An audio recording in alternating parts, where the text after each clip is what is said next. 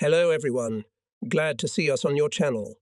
Today we will listen to the seventh part of the memoirs of German Colonel Steidl Luitpold, regimental commander of Paulus's 6th Army.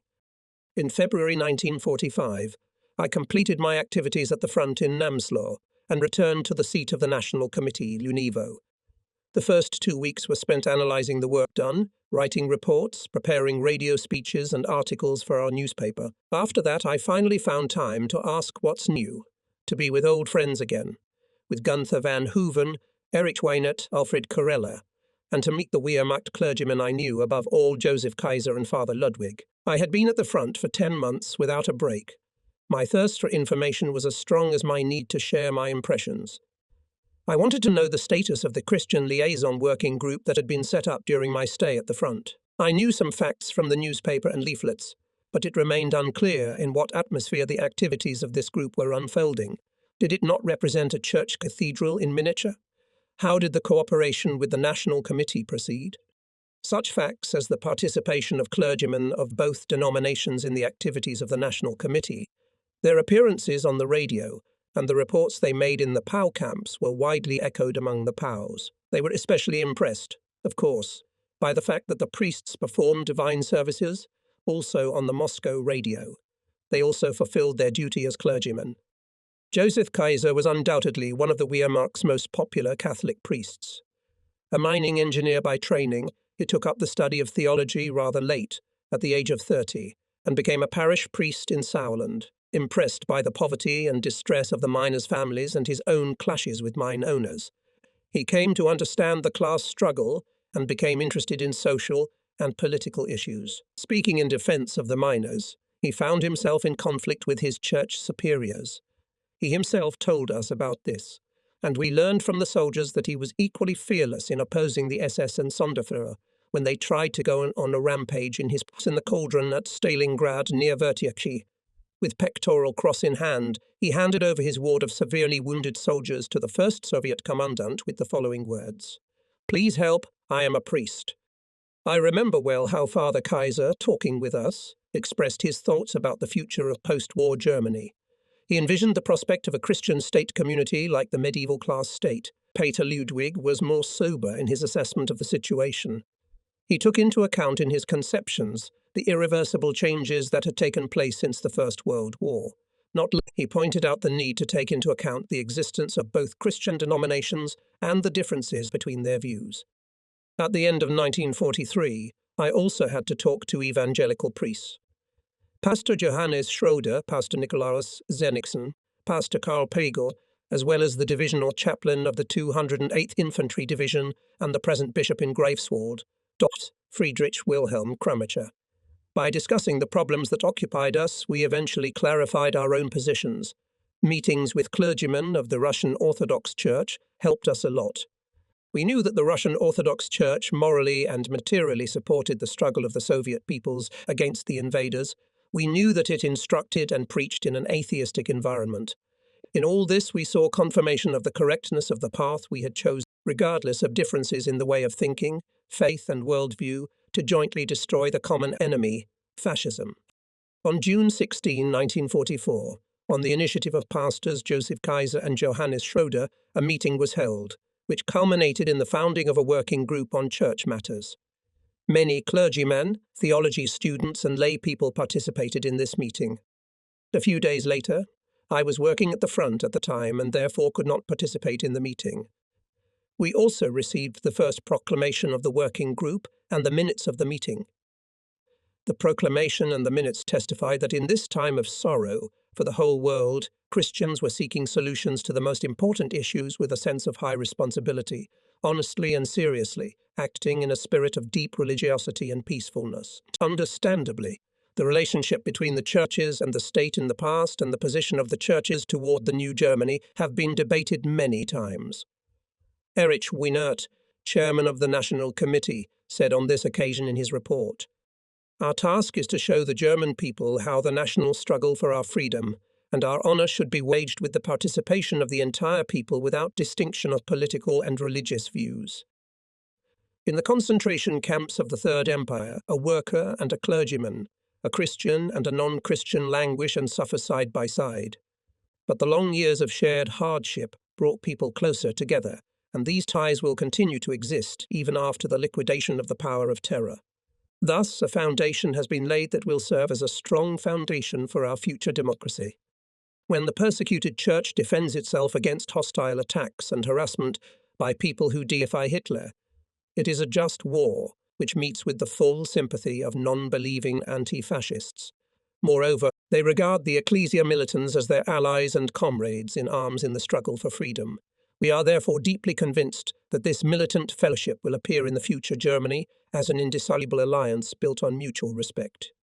That part of the German people which professes the Christian religion and belongs to its churches would like to see clarity brought to the question of what position the church will occupy in a democratic Germany and what rights and privileges it will be granted. I can answer you in the name of the National Committee and say that we firmly adhere to the principles of our manifesto, which provides for the restoration and extension of the political rights and social gains of the workers, freedom of speech, of the press, of organizations, of conscience, and of religion.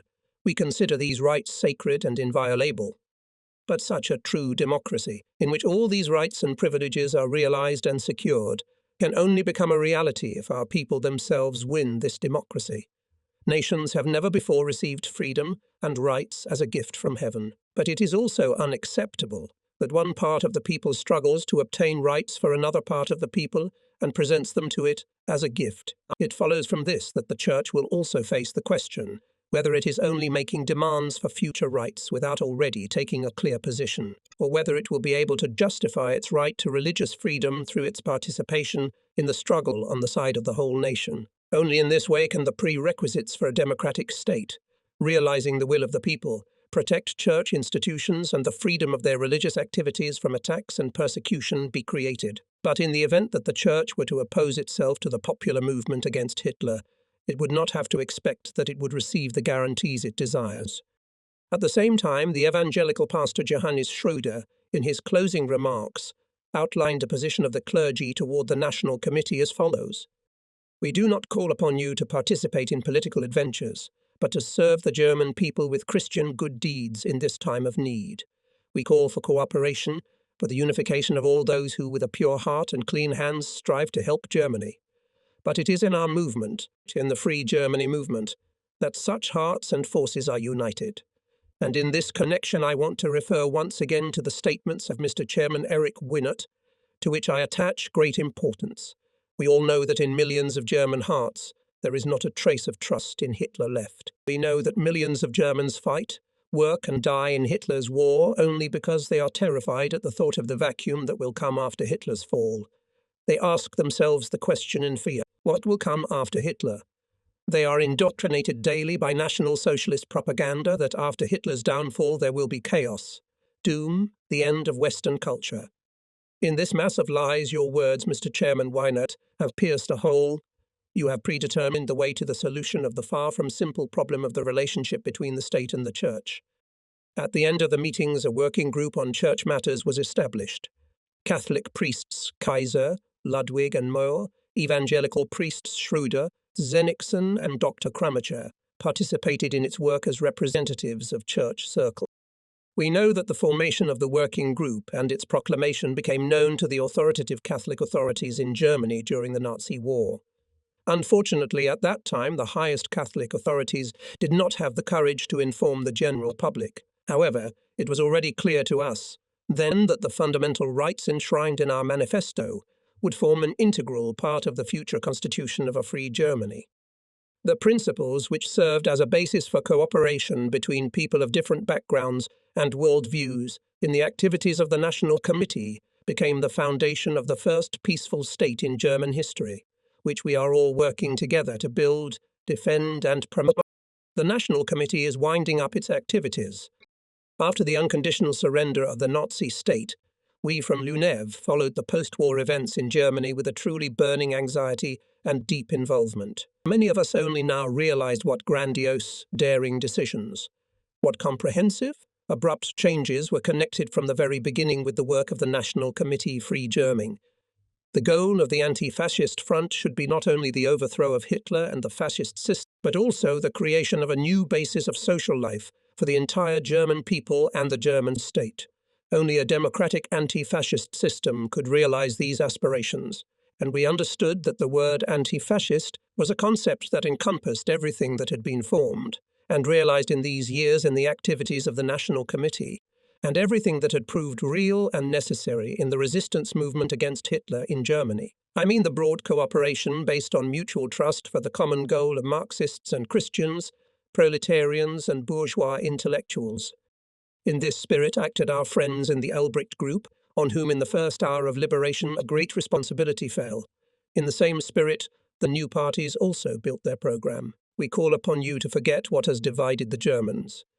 Follow our call for a great party which is ready to cooperate with the other parties of the new democracy for the revival of Germany. Read the founding proclamation of the Christian Democratic Union, with which I felt bound as a member of the Catholic movement. The entire democratic bloc, in which the newly formed parties, the German Communist Party, the German Social Democratic Party, and the Liberal Democratic Party, united on July 14, spoke in the same spirit. Then came the momentous day of August 2, when the nations of the anti-Hitler coalition signed the Potsdam Accords. We felt a sense of deep satisfaction that the principles of building a peace-loving Germany, which we had formulated in the manifesto of the National Committee, the German anti-Hitler coalition, had been put into international legal form. Our demands were as follows: a strong democratic government which will have nothing to do with the impotence of the Weimar regime, a democracy which will ruthlessly, fundamentally suppress any attempt at any new conspiracies against the rights of the people or against European peace, the complete abolition of all laws based on national or racial hatred, of all orders of Hitler's regime that humiliate our people, the abolition of all measures of Hitler's power directed against freedom and human dignity, restoration and expansion of the political rights and social gains of the workers, freedom of speech, press, organizations, conscience and religion, immediate release of the victims of Hitler's terror and material compensation for the damage caused to them, a just, merciless trial of the perpetrators of the war, of its instigators, of their behind-the-scenes instigators. All this was enshrined in the Potsdam Accords. Of course, there were also sharp disagreements among us. First of all, on the question of the German Eastern Border. Not everyone was able to draw the proper conclusions from the fact that German militarism had twice taken its eastern neighbour in the pincers, formed by Silesia and East Prussia, and therefore these pincers had to be eliminated once and for all. The policy of compensation for losses had to be implemented in practice and not limited to declamation. However, those former prisoners of war who are still in captivity, and especially those who, when given the opportunity to return home, cynically betrayed the aims of the National Committee, are now spreading malicious slander when they claim that the events of May 8 and August 2 caused despair, despondency and apathy in the German Officers' Union. The National Committee and the German Officers' Union have for many months of their work constantly warned that the struggle against Hitler cannot be suspended with the onset of Germany's inevitable defeat. We have invariably called for contrasting the Nazi war with the popular struggle against Hitler. We, the frontline plenipotentiaries, but not only we, knew how difficult it was to bring about a turning point and to induce the Germans to embark on a new path. How many letters and appeals we sent to generals and commanders, and how small was the actual outcome compared to the expected results. But that is why we appealed again and again to the soldiers and line officers, urging them to stop the senseless struggle to save their lives for a better Germany. Live to save not one but many dis. We succeeded in doing. And now it was proper both here in the prisoner of war camps and there, in the ruins of German cities, to involve the survivors in the work of building a new Germany. That was our task now. Apathy, despair, perhaps those officers who from the beginning had interpreted the manifesto of the National Committee in their own way, as I had seen in the creation of the German Officers' Union, might have fallen into such a state. Those who did not want a break with Hitler to lead to a break with the ruinous legacy of Germany's past, with militarism, with the claim to world domination, might have been disappointed. They saw in the departure from Hitler merely a break with a man who had proved unsuitable for the realization of the aims of German militarism. And for us, everything we did after Germany's liberation from fascism was a consistent continuation of what we had done before. We closely followed the developments in all the occupation zones of Germany, and it soon became clear to me that the tasks we had set in the National Committee were being truly realized in the Soviet occupation zone. In discussing the questions that arose, we tried, first of all, to clarify the general problem, how the work should unfold here in the National Committee and later in the homeland. So the decision to discuss this whole set of problems in the National Committee, as well as in the German Officers' Union, matured. In the course of my work as a frontline commissioner, I was accustomed not to conceal my thoughts. I therefore presented my thoughts to Erich Wienert and Wolf Stern. Both agreed with me and, as yet, confided in me that the time had apparently come to complete the activities of the National Committee. The educational work in the camps should be continued, as well as the political courses. However, it must be realized that the most difficult task awaits us at home. On November 2, 1945, a plenary meeting of the National Committee with the German Officers' Union took place. Erich Wienert again outlined the tasks and development of the National Committee's activities, praised the merits of its members, and honoured the memory of the soldiers who had given their lives in this struggle. Only these soldiers died in the name of Germany. One of the most important tasks of the National Committee was to awaken in the whole nation the spirit of militant democracy, which had previously been characteristic only of the vanguard of the working class and the progressive intelligentsia. Only by acting in the same spirit can the traditional prejudices in the most diverse strata of our people be overcome, and all truly freedom-loving Germans who seek justice will be united in a common fighting front. The developments in Germany already now make it possible to see the outlines of the new Germany which we have outlined in our manifesto, and the leaders of the Free Germany movement can credit themselves with having taken this new path before other Germans with conviction. Erich Wienert ended his speech with the following words: "Remaining confident that the ideals which inspired us in our work have now become a creative beginning in the life of the broad masses of our people, the National Committee can consider its work completed." The National Committee was the first step toward the free, democratic unification of the Germans. It has fulfilled its task. The ideas which guided it from its very foundation have become a vital force in our homeland. When all honest Germans embrace these ideas with the same passion with which we have supported and developed them, our nation will be able to stand before the world again. After Erich Wienert made his report, General von Seydlitz, in his capacity as president of the German Officers' Union, spoke. As a soldier, he called for the promotion of reparations and the revival of Germany. He emphasized that the rebuilding of our homeland and the reparation of losses to the affected countries are two processes closely related. In conclusion, we unanimously decided to terminate the activities of the National Committee and the German Officers' Union. Moscow, December 8, 1945. Flight to the homeland. I once again walked along Gorky Street to get as many impressions as possible while observing the morning bustle, and looked into the small church where 2 years ago I stood with Hans Mail in front of the iconostasis with countless burning candles. Walking along the street, one could, as 2 years ago, see what was being done behind the windows on the first floor if the light was on in the room. There was still a lack of curtains and drapes. Somewhere in the squares, thousands of stacks of firewood were stacked and distributed there. Countless cars, already completely worn out, were moving along the streets. At times a streetcar showed up, creaking and jerking at the turns. Shrouded people in high, simple felt boots were walking. No cheerful children with briefcases in their hands or with satchels over their shoulders were running by. Women in white coats offered their goods to passers, hot tea, bread and sausage. During the last hours of our stay in Moscow, we, having met in the house of the National Committee on Arbat, talked about many things, said goodbye to our Soviet friends, although we did not really believe that the date would take place. After all, our homeland was far at a distance of 2,000 kilometers. Having involuntarily thought about it, we all somehow became quiet.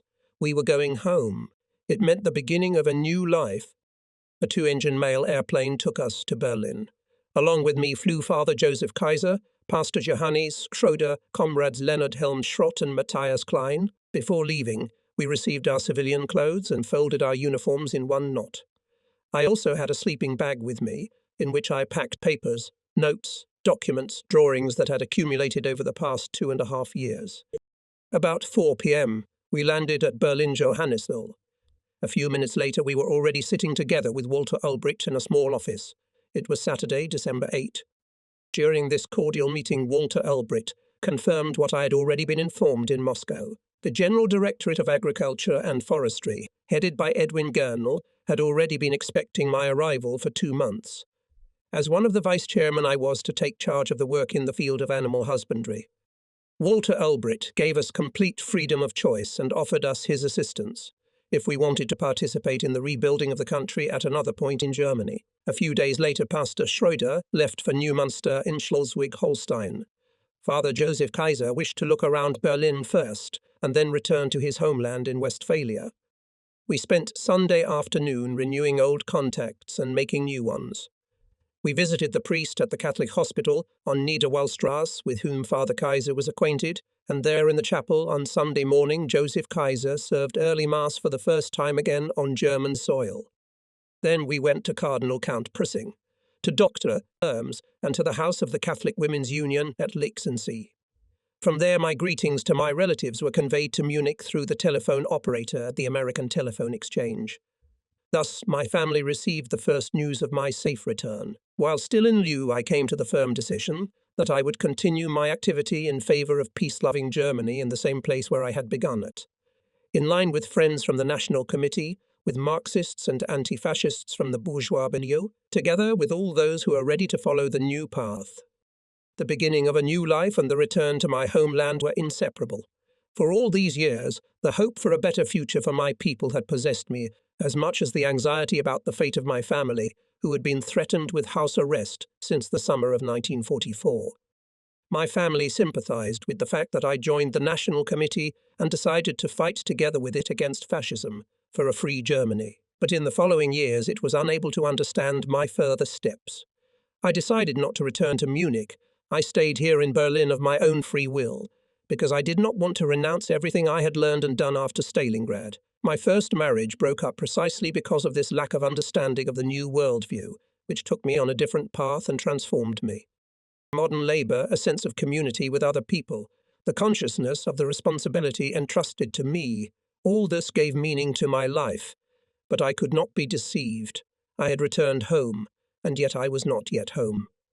In the building on Ringengardstrasse, where the General Directorate of Agriculture and Forestry was then located, I met Ganna Clausen among my employees. Their life was like that of many Germans.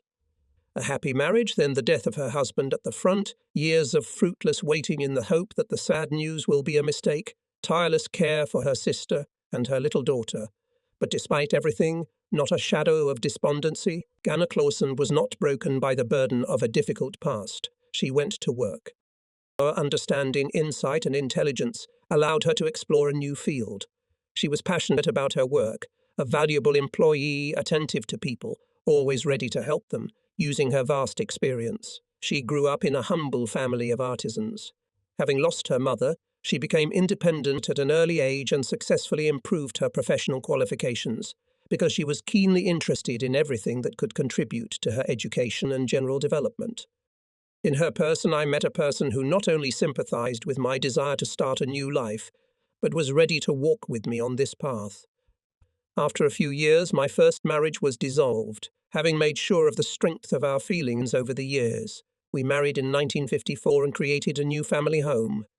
It was she who tried in every way possible to mend the relationship between me and my children and relatives, who initially regarded my evolution with reticence and not without prejudice. And so tonight I am sitting late at night in our home, as I often do, thinking through all the experiences of the past decade. The Biedermeier clock chimes softly. Its chime is echoed by another antique clock that I brought back to life here in this house. When I look up, my eyes are drawn to the ghostly outline of the ship's tackle on the wall, and I dream of weeks of vacation at the seaside. On the shelf next to the desk are the theatre programmes my wife has collected since the drama of 1945. I recall our experiences with her, our arguments at home and at meetings with actors and artists, and again I look at a watercolour, my work executed during the summer months. The Biedermeier style dominated the years 1819–1850 in Germany and Austria. Behind the wall I can hear the clatter of a typewriter. My wife is probably still proofreading or sorting out the urgent correspondence that has come to us. There, beyond the wall of her domain, is a world of books of value to us, fiction, which is a very important element in our lives, for my books are mainly concerned with social, political, and historical problems. My thoughts turn to the past, to what has been experienced, to what has been thought through, and my memory goes back to December 1945, when I was sitting in the office of Edwin Gurnall in Ringerstrasse, who then immediately devoted a lot of time to a long and detailed conversation about my future activities. It was a question of agrarian reform, which was being increasingly sabotaged by political opponents, of measures to provide food for the population, of restoring a healthy livestock. The most important task was to take the initiative and power into my own hands, to insist on my own in dealing with the stubborn landowners, because only by acting on a zone-wide scale could success be achieved. Herney again displayed his inherent qualities, his ability to determine precisely which primary task to undertake, distinguishing it from other, also important tasks, for which, however, the prerequisites were not yet sufficient. He coped brilliantly with practical work, contrary to the impression we had in Lunev that he was mainly a major agrarian theoretician. Just as in Lunev, he responded vividly to the comments and suggestions of the interlocutor, prompting further reflection. Conversations with him were interesting and fruitful. They awakened thought. Gurney strove for people to show independence, boldly put forward new ideas. From the very beginning, it was clear to me that an environment was being created that would stimulate our work together.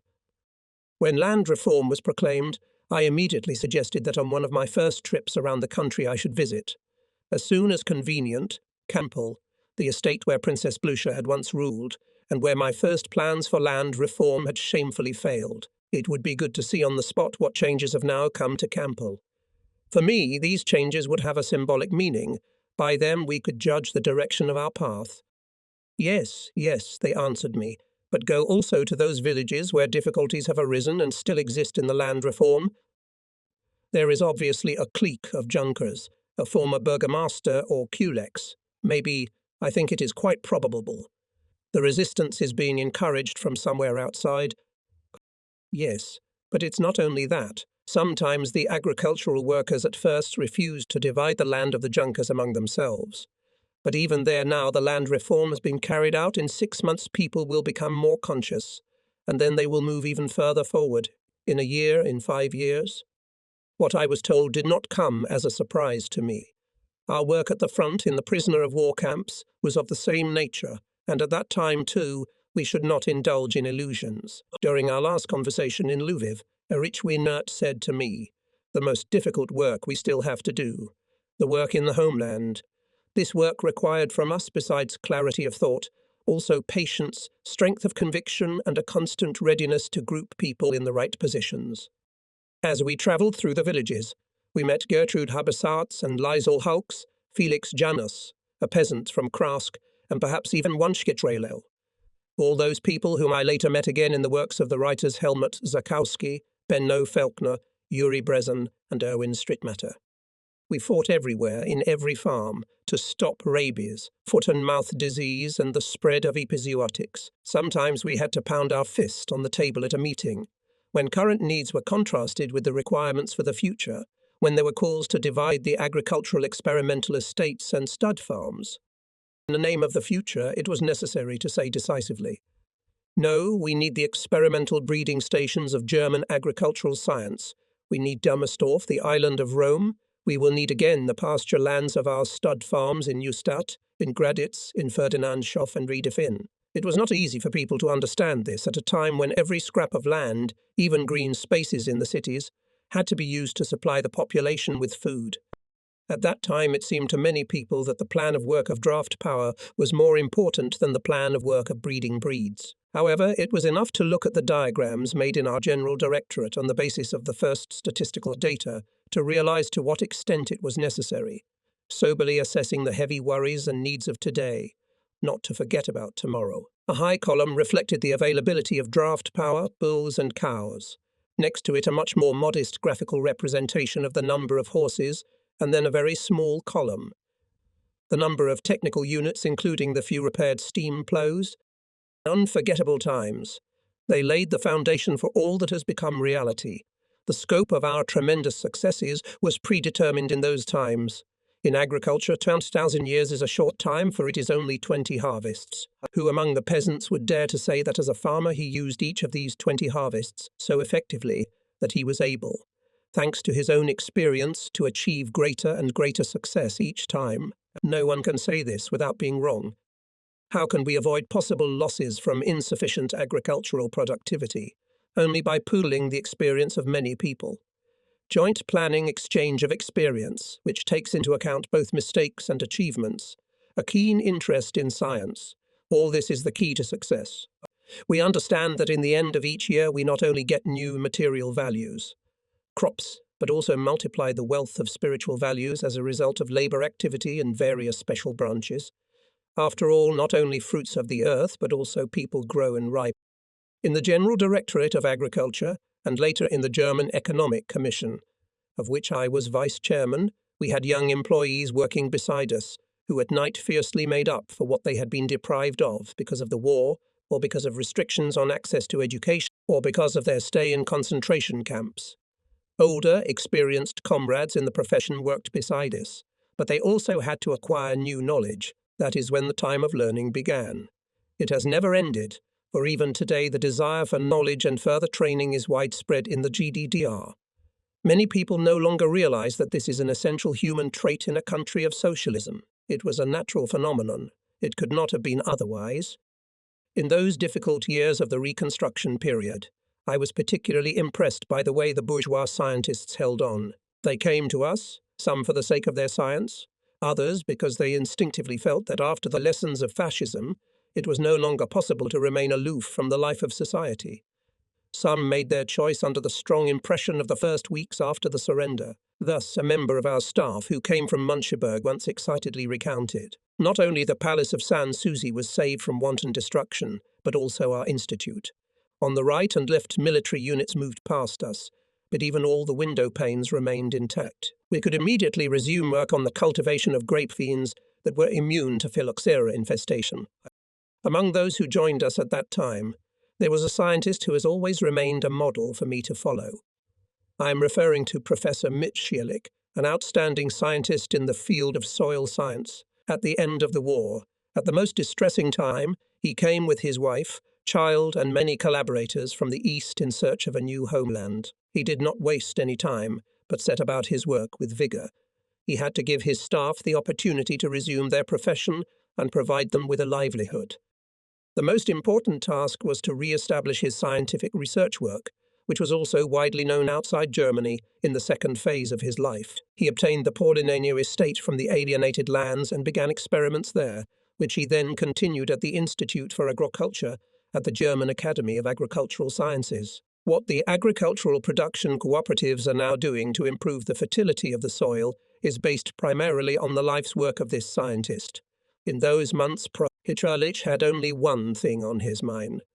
He tried to energetically conduct his work, to build, to give advice, to re-establish with Soviet specialists the close ties that had existed before the war. This side of his activity demands as high an appreciation as his merits in increasing the yield of our agriculture.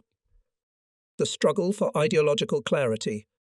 I would, however, paint a wrong picture of that time if I were silent about the activities of others who had nothing to do with such men as Prof. Mitscherlich in Pordenano, Prof. Massima in Berlin, Prof. Stubbe in Gettersleben, Prof. Becker in Quedlinburg, and my friend Prof. Hoffmann in Jena. Very different people could be found everywhere, in scientific institutes and in the villages, in the ranks of the parties, and also in our headquarters. There turned out to be a former ministry official who had made illegal contact with the British and the Americans. There was also such an employee who had negotiated in Karlshorst with representatives of the Soviet military administration before lunchtime, and in the afternoon had informed the American liaison officer in Zehlendorf in detail about these negotiations. Some individuals were subjectively honest opponents of Hitler, but they did not understand the roots of fascism. They were waiting for salvation from an improved Weimar Republic.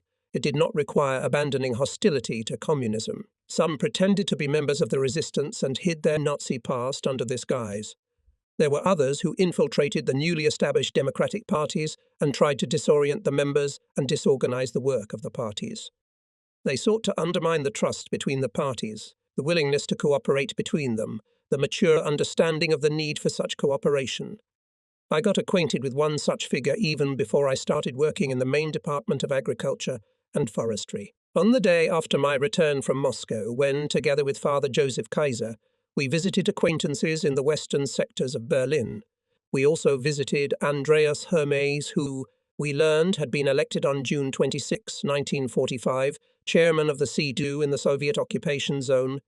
Hermes probably thought that one of the Paulus officers, as he called me, who could also be a dangerous messenger of the Communist East, but he did not dare to include a Catholic pater in such a category of people. So at first we talked animatedly, freely, in a friendly tone. Hermes made no secret of his disagreement with the land reform. He thought that it has too revolutionary character.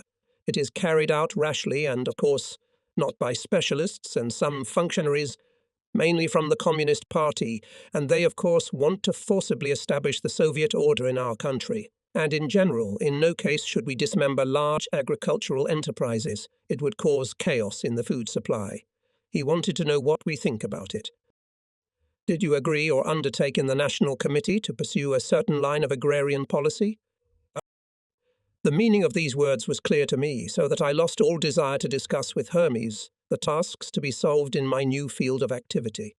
I confined myself to remarking that, according to my observations, the Soviet organs are, as a rule, well informed about the situation in Germany. But the most important thing, I added, was to carry out the decisions of the Potsdam Conference. Yes, I heard in reply. That is very instructive. But you should definitely establish contacts with the heads of the agrarian department of the CDU, Mr. Hummel, with Count Schmetto, and with von Sitzwitz-Mutrin. They will certainly give you valuable instructions. You need to understand well the situation in Germany, and besides you are a Bavarian and are not familiar with the conditions here in Prussia. During this meeting on December 8, Hermes concealed from me that the members of the CDU did not agree with the position taken by him and Dr. Schreiber. The land associations and numerous local groups publicly protested against his attitude towards agrarian reform, and the new settlers enforced the CDU General Directorate to recall Hermes and Schreiber from their posts. Thus, the sabotage of the agrarian reform organized by some right-wing figures in the leadership of the CDU party failed and was resisted. Alternatings with Otto Neuschke. In these days, perhaps it was before Christmas, I met Otto Neuschke, then head of the Neue Zeit publishing house. For me, Otto Neuschke was a support in the tense atmosphere that prevailed in the CDU building on the Jagerstrasse.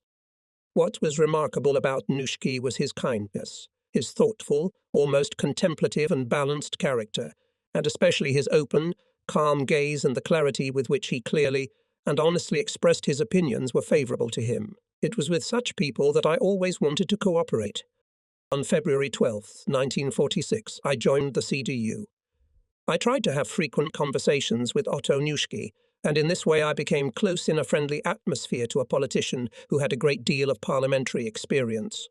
Like all his listeners, including even his opponents, I always admired his ingenuity, skill, and humour during discussions, and you could see how much he himself enjoyed finding a polished phrase or a witty word. It was Neuschke who put forward the slogan of the Christian Democratic Union, Ex Oriente. Neuschke formulated this slogan at an early stage of the party's existence, when he gave free rein to his talent for improvisation when speaking at a he led those who led the Christian Democratic Union along the clear path of friendly and trust-based cooperation with the Socialist United Party of Germany and other parties. This was the clear path to peace and socialism. No one made Neuschke the father and teacher of the CDU. He himself became it through his political activity and influence on his supporters. At the end of 1947, progressive members of the CDU headquarters and the state associations clustered around Neuschke, among them August Bach in Thuringia, Gerald Gotting in Saxony-Anhalt, Dr. Reingold Lebedens in Mecklenburg, Pastor Ludwig Kirsch in Saxony, Hans Paul Ganter-Gilmans in Brandenburg, and Dr. Gerhard Deschig in Berlin.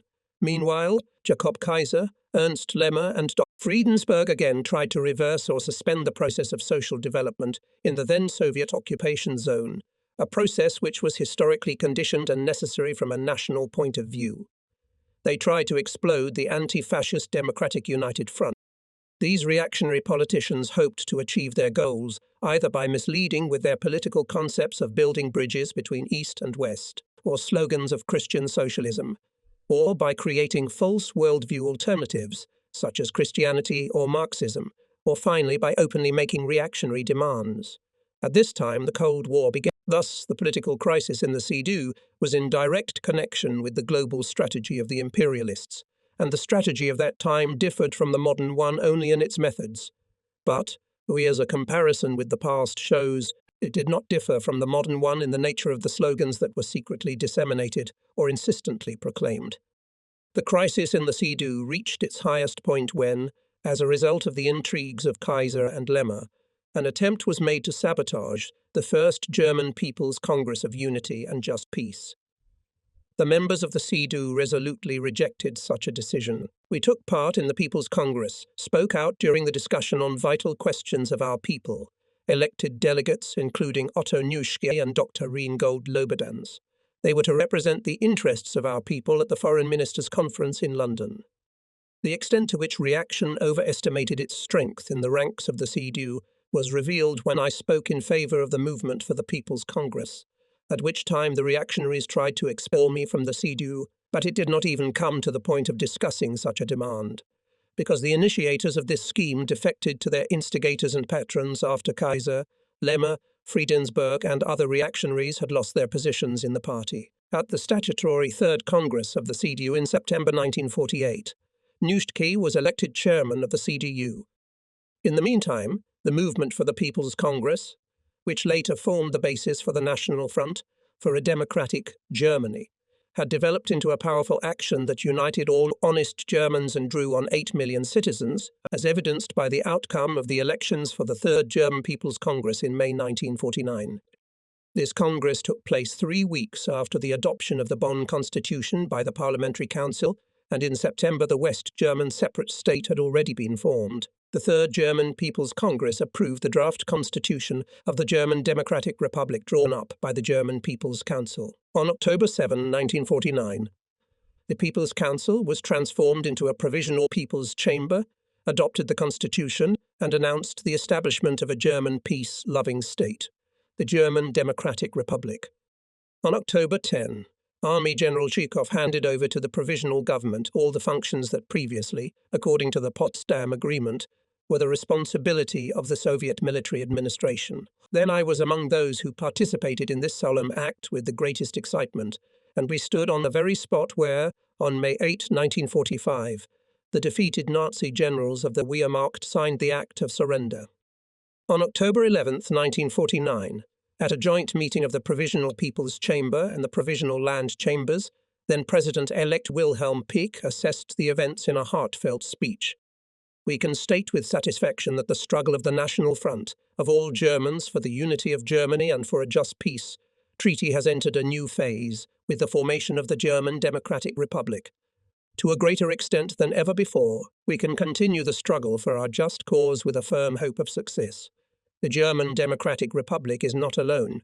In its struggle for peace, unity, and justice, it can rely on the friendship of the great, mighty Soviet Union, on friendship with all the countries of people's democracy, with all the forces of world peace. In October 1949, a new period began in my cooperation with Otto Nuschke. We both became members of the government, Otto Nuschke as Deputy Chairman of the Council of Ministers and I as Minister of Labour and Health, building socialist health care. In the summer of 1968, in the course of my official duties, I once again welcomed one of the many congresses taking place in Weimar.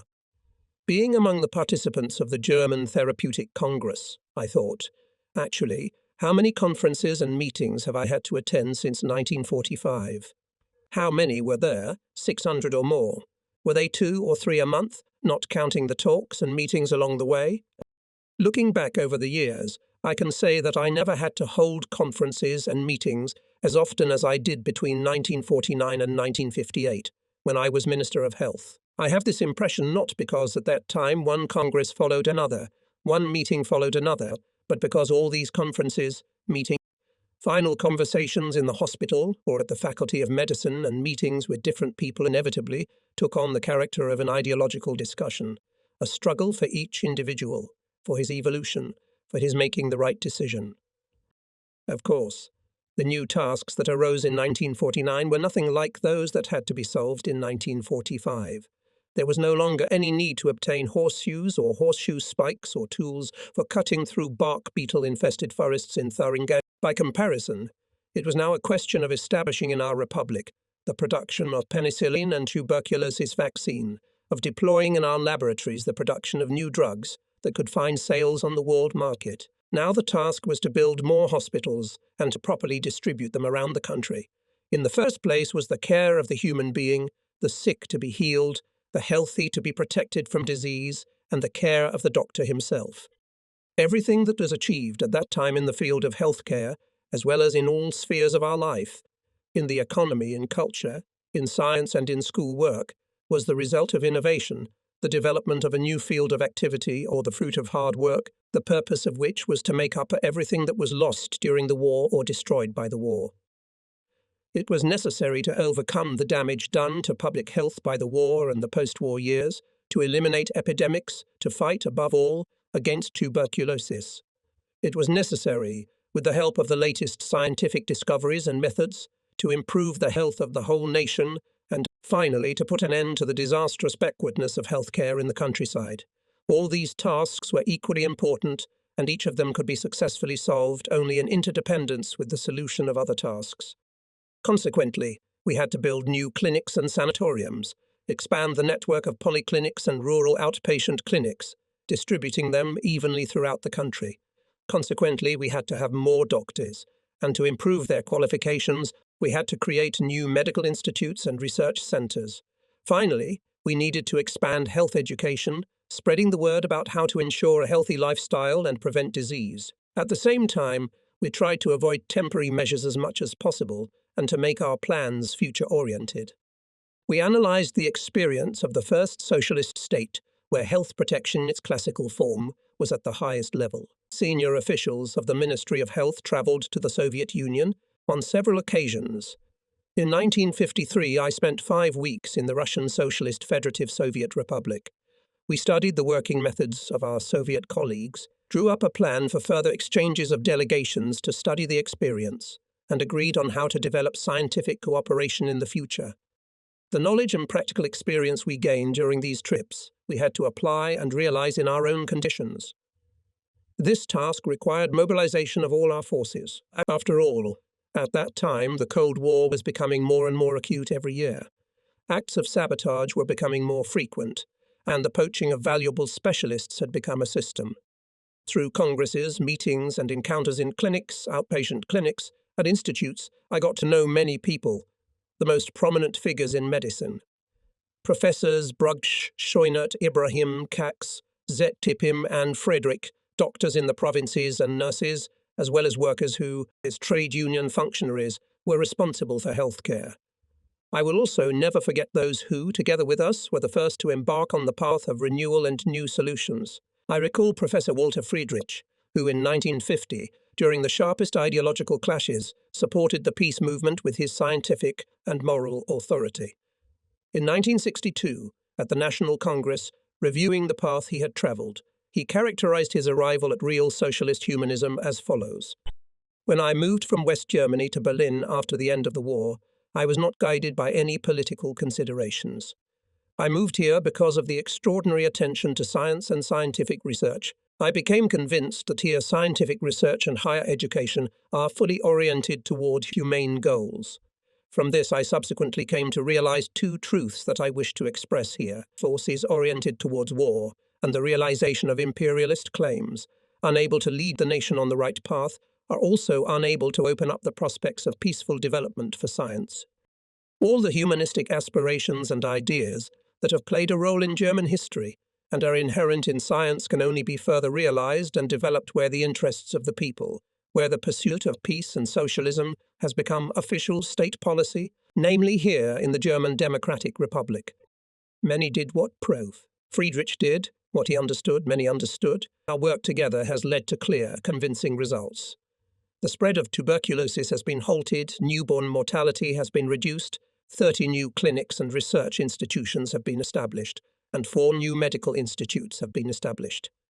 Year after year, the People's Chamber devoted a quarter of the state budget to the development of socialist health and social security. Well, thanks to everyone's help and assistance, the first legislative acts pertaining to our sphere were prepared and passed: the labour law and the law on the protection of maternity and infancy. Now, as we drive through the countryside, we are not only convinced that where there were miserable huts of agricultural workers, there are now clean, homely farmsteads, that the one-classroom village schools have disappeared, and that small plots of land have been merged into vast tracts of agricultural cooperatives. There are now new rural dispensaries and medical stations everywhere, and we are convinced that the legacy of the past has been overcome, that the backwardness of the countryside that existed for hundreds of years has been eliminated in the field of healthcare. In the city on the Ilm, the market square in front of the Weimar Town Hall on market days presents a cheerful and colourful spectacle. Rows of stalls stretch out in a straight line like a string, their canvas roofs mottled with multicoloured red, white and white-blue stripes, all the wealth of bright summer colours, all that the fields and gardens can bestow. Tomatoes flashing in the sun, red, green cucumbers, cast a light yellow early apples and pears, and everywhere flowers. A continuous flower garden. In the afternoon hours, when the tents are already dismantled, all this beauty disappears. There are no more rows stretched out on a string, boxes piled one on top of another or scattered in disorder, scraps of paper and vegetable scraps everywhere. In a few hours the square will be put in full order, everyone knows that. But until this is done, the square is not a suitable place to receive an honourable and welcome guest, and he was retired General Tulpanov. We met him back in the National Committee, then he worked in the Soviet military administration in Berlin-Karlshorst. Now he is again a professor in Leningrad. What was to be done? He was standing in the square, obviously with his wife. I quickly ran downstairs to invite the guests into the house. But we did not confine ourselves to a firm handshake on the square, which had not been cleaned up at the end of market day. A lively conversation ensued. Ilpanov had not been in Weimar for several years, and he noticed that there were still some undeveloped plots of land, but now there were squares, lots of flowers and masts with flags. Question after question came, and we talked loudly and cheerfully, our voices echoing off the walls of the town hall and Luka Kranach's house. A few days earlier I had welcomed a visitor from Odessa, Newdorf, a former senior lieutenant. Then came Professor Braginsky from Moscow. In the spring I was visited by Korolkov, chairman of the Society of Hunters of the USSR. It was a meeting with old friend. From 1945 to 1948, 3 years in a row, we saw each other almost every week to discuss issues related to my work. I was always sure that I could count on his support, whether it was that he helped me to promote an important event out of turn, or that we borrowed a Soviet Caterpillar tractor for forest plantation work. Not surprisingly, during our trip to Urfa, we indulged in memories of the first difficult times of construction.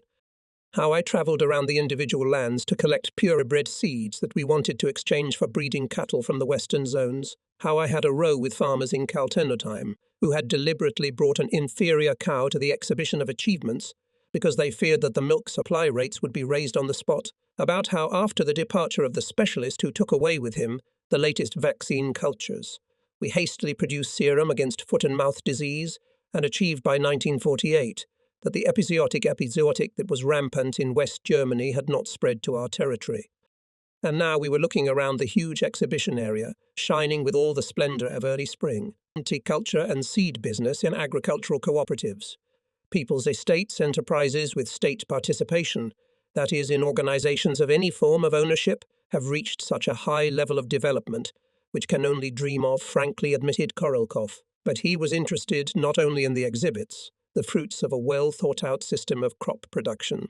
He was even more attracted by the people, the new generation of young specialists educated in our schools. In their work, they wisely combined the experience of old agronomists with the achievements of modern science. Yes, it was worth the effort then. In this form, Korolkov summarized his thoughts. Their cloth had a comprehensive meaning, implied many things. The struggle for each person, the fight against mistrust, prejudice, cowardice, against the hostile intrigues of opponents, the struggle with their own internal resistance, when you had to constantly make a distinction between the Nazis and the Germans, when you had to give up to immediately take a direct part in the reconstruction of his homeland and for many years separated from his family. Weimar receives hundreds of thousands of visitors every year. People from all continents, from east and west, scientists and writers meet here at congresses. Musicians and teachers of higher education, at international seminars to raise their qualifications. Tourists visit the tradition-rich centers of German culture in its former heyday, but they all get acquainted with the new Weimar, with the construction of the socialist city. In this city, I held the post of Oberbürgermeister from 1960 to 1969. An American-German professor who had come from the United States with his students. Young Frenchmen from the Nord department. They all asked questions, listened, and looked around. I noticed that the attention of the visitors was attracted by the old engravings on the walls of our room, as well as by a silver relief with a view of old Moscow. I had bought it in an antique store in the Soviet capital. Yes, I said. This engraving, depicting a house in Goethe's garden, is now a special rarity, because the cliché died in a fire in Berlin in 1945.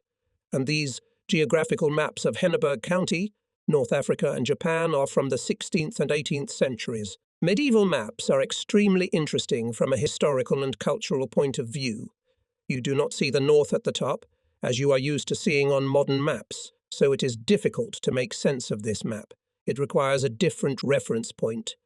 The young American student was looking at this map, where the north-south direction is different than it is today. Then he looked at me again. Apparently he was pondering my words that another landmark is required. Everything he had seen and heard here was in sharp contrast to what he had learned and heard in his homeland about our socialist republic. He was clearly puzzled, even alarmed. How many people have experienced the same feeling?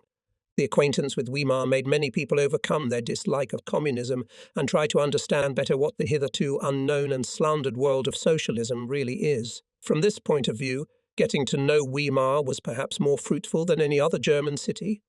Here in this city, in its scientific centers, which have accumulated enormous historical experience, the humanist heritage is stored and enriched, which has become a common heritage, a common property. Here our obligations to the past have merged with those symbolized by the monument on Ettersberg Mountain with the Buchenwald Oath, the call to fight against fascism and war, for peace and friendship between peoples. Everything that appears before the visitor here in Weimar is in close, unbreakable connection with the paths travelled by our people in the centuries before our days, up to today's great achievements, when, as a result of collective efforts, our fatherland became a stronghold of peace and socialism. In this our city sees its national and international mission. It is a joy to know that we have contributed to such. Every year I have had to participate in countless conversations at conferences, at meetings, at seminars and workshops. They are truly countless. But from time to time there have been particularly important and memorable meetings for me, for they have made me look back again at the path I have travelled. It was the path of a man who in 1918 said, "Never again," and then forgot his words, tried to displace from his consciousness these words so important to him at that time.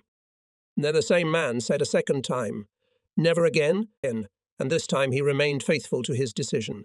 He steadily followed the road that not only made it possible for one man to realize in practice the slogan, "Never again," but also turned this slogan into the decision of the people, into the policy of the state. I travelled this road to socialism as a Christian, shoulder to shoulder with my fellow believers and with my atheist friends. These 25 years of decisive importance for our future, these years of fruitful creative activity, come alive in my memory in all their diversity when I meet German or Soviet comrades in arms in the National Committee. And just as vividly the past appeared before my mental gaze when the chairman of the City Council of the heroic Volgrad visited Weimar a few years ago. At that time I accompanied my friend Dinkin on a trip to Buchenwald, as did many other guests of our city. A young woman participated in the trip as an interpreter. Only later we learned that she had lost her parents as a child. Together with her entire family, they perished in the Nazi torture chambers. None of us had any idea how much effort it took for her to translate the guide's explanations in front of the gas ovens. We were all depressed, shocked and excited after seeing Buchenwald. We wanted to recover at least a little. So we walked from the monuments to Ernst Thälmann and Rudolf Breitscheid to the Buchenwald Memorial. And here we were inside the tower, in a huge hall, the vaults of which seemed to go upwards into the infinity. The bell rattled and rumbled. Everyone's gaze is fixed on the giant copper bowl with the earth collected from all the concentration camps. In front of us is a symbol of a Europe that has expired and yet is not broken. A symbolic reminder of the unbreakable obligations embodied in the Buchenwald Oath. Someone quietly, hesitantly asks a question. One, another, then there is silence again.